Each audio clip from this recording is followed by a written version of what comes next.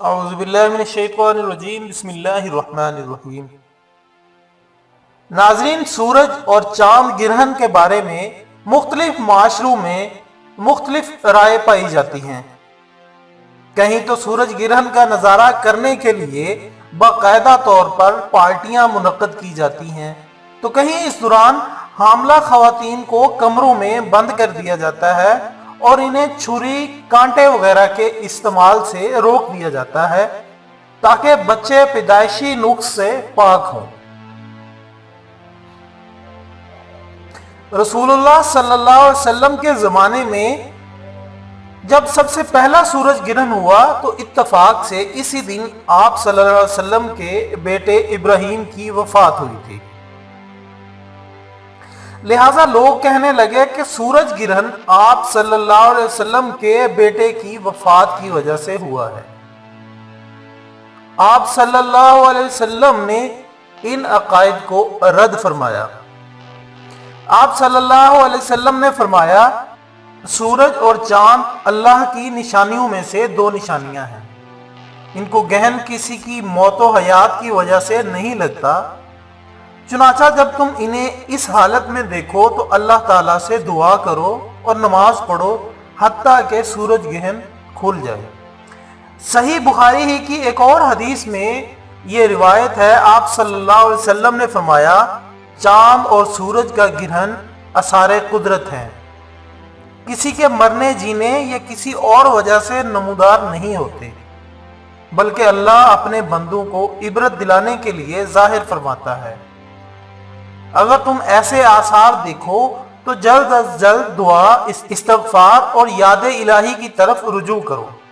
ناظرین، جب ایسا معاملہ پیش آئے تو اہل ایمان کو چاہیے کہ وہ اس سے لطف اندوز ہونے کی بجائے اللہ تعالیٰ کے حضور حاضری دیں اور گڑ گڑا کر اپنے گناہوں کی معافی طلب کریں، کیونکہ سورج اور چاند گرہن اللہ کی نشانیوں میں سے ہیں۔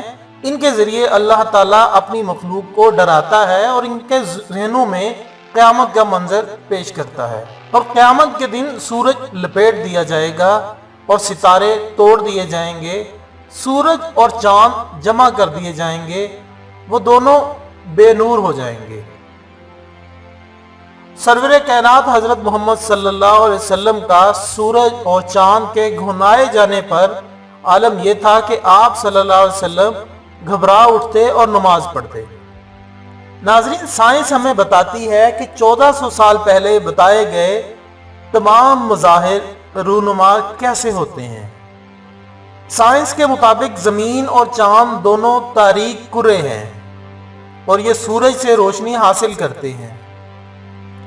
زمین سورج کے گرد اپنے متعلقہ مدار میں گھومتی ہے اور چاند زمین کے گرد اپنے مدار میں گھومتا ہے۔ یہ دونوں سال میں ایک مرتبہ ایک دوسرے کے آمنے سامنے آتے ہیں، جس سے ایک کا سایہ دوسرے پر پڑتا ہے۔ چاند پر اگر زمین کا سایہ پڑے تو اسے چاند گرہن کہتے ہیں، جبکہ زمین سورج پر سایہ کر دے تو سورج گرہن کہلاتا ہے۔